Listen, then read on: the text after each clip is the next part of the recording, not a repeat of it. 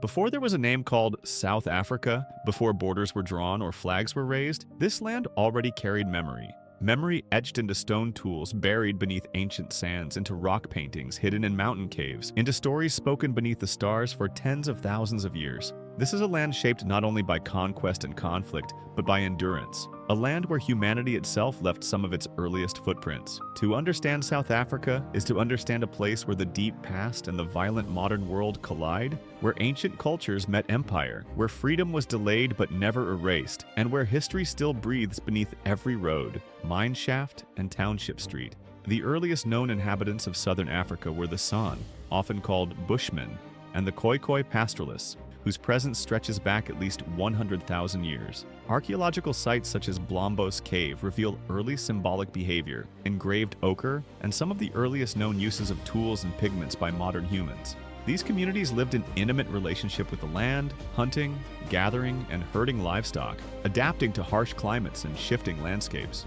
Their societies were small, flexible, and deeply spiritual, with rich oral traditions and cosmologies centered on nature, animals, and ancestral spirits. Long before cities or kingdoms, southern Africa was already a cradle of human culture. Around 2,000 years ago, a slow and transformative migration began to reshape the region. Bantu-speaking peoples moved southward from Central and Eastern Africa, bringing with them agriculture, ironworking, and new social structures. Over generations, these communities established settled villages, cultivated crops, raised cattle, and developed complex political systems.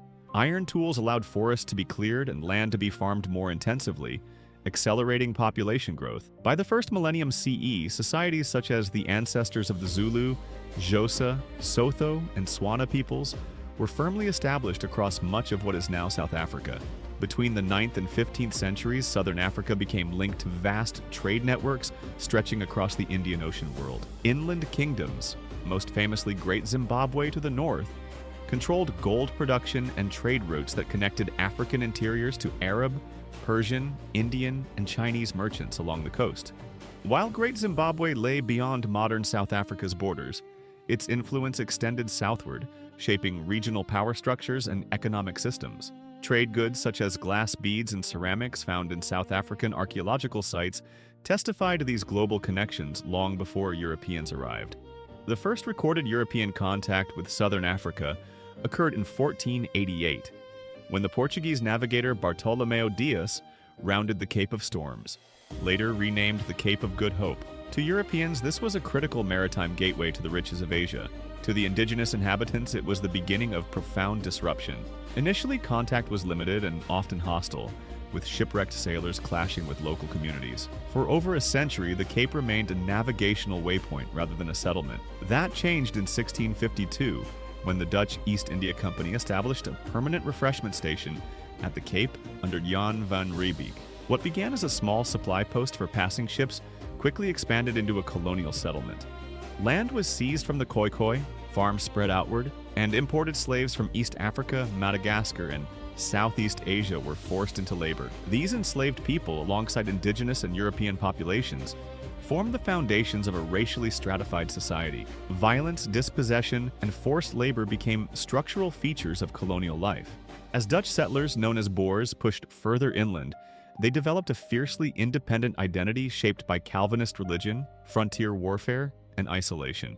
Conflicts with indigenous groups intensified, particularly with Xhosa communities along the eastern frontier. These frontier wars, spanning more than a century, were marked by cycles of resistance, dispossession, and brutal reprisals. Land loss, cattle seizures, and social disintegration devastated African societies, while settler populations expanded and entrenched their dominance. In 1795, global geopolitics transformed the Cape once again. Britain, seeking to secure strategic trade routes during the Napoleonic Wars, seized control of the colony. British rule brought new legal systems, administrative reforms, and eventually the abolition of slavery in 1834. While emancipation was a moral milestone, it devastated Boer farmers economically, as compensation was inadequate and often inaccessible. Resentment toward British authority fueled a mass migration known as the Great Trek, as thousands of Boers moved inland to establish independent republics beyond British control. These trekkers founded the Boer republics of the Transvaal and the Orange Free State, carving states out of contested land through treaties, warfare, and displacement of African communities. At the same time, African polities were undergoing their own upheavals. In the early 19th century, the rise of the Zulu kingdom under Shaka transformed the political landscape of southeastern Africa. Through military innovation and centralized authority, the Zulu state expanded rapidly, triggering widespread conflict and migration known as the massacre. Historians debate the causes and scale of this period, with some emphasizing internal dynamics and others pointing to European pressures and slave raiding, but its consequences were undeniable.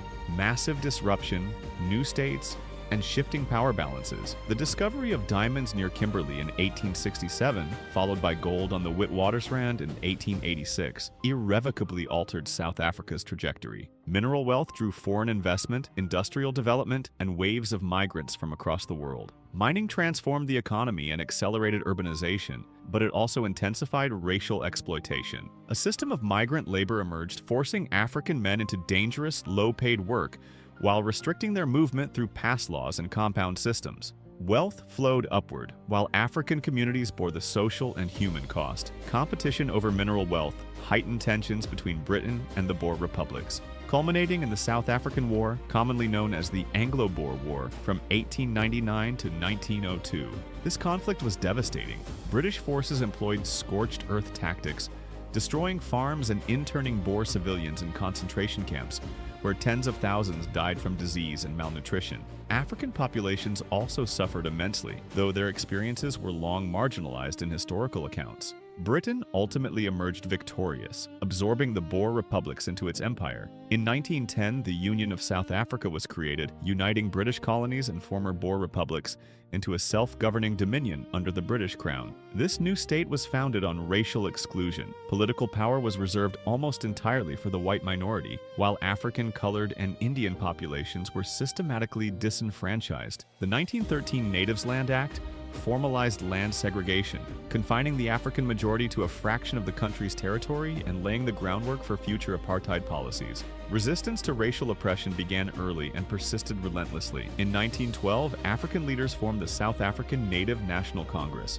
later renamed the African National Congress, to advocate for rights through petitions, legal challenges, and peaceful protest. Despite these efforts, segregation deepened over the following decades. Industrialization expanded, cities grew, and racial controls tightened, shaping every aspect of life from housing to employment to movement. In 1948, the National Party came to power on a platform of apartheid, an ideology of total racial separation. Apartheid was not simply segregation, it was a comprehensive system of laws designed to control, classify, and dominate.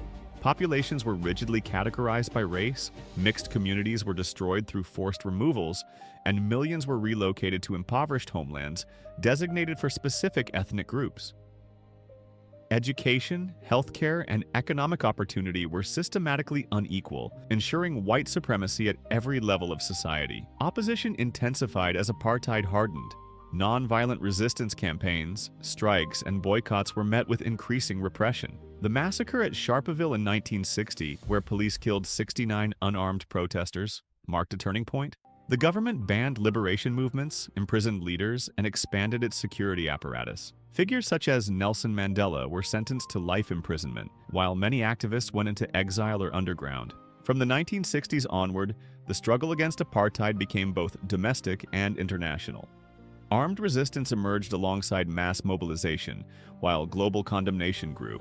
Economic sanctions, cultural boycotts, and diplomatic pressure isolated South Africa. Inside the country, township uprisings, labor movements, and student protests shook the foundations of the regime.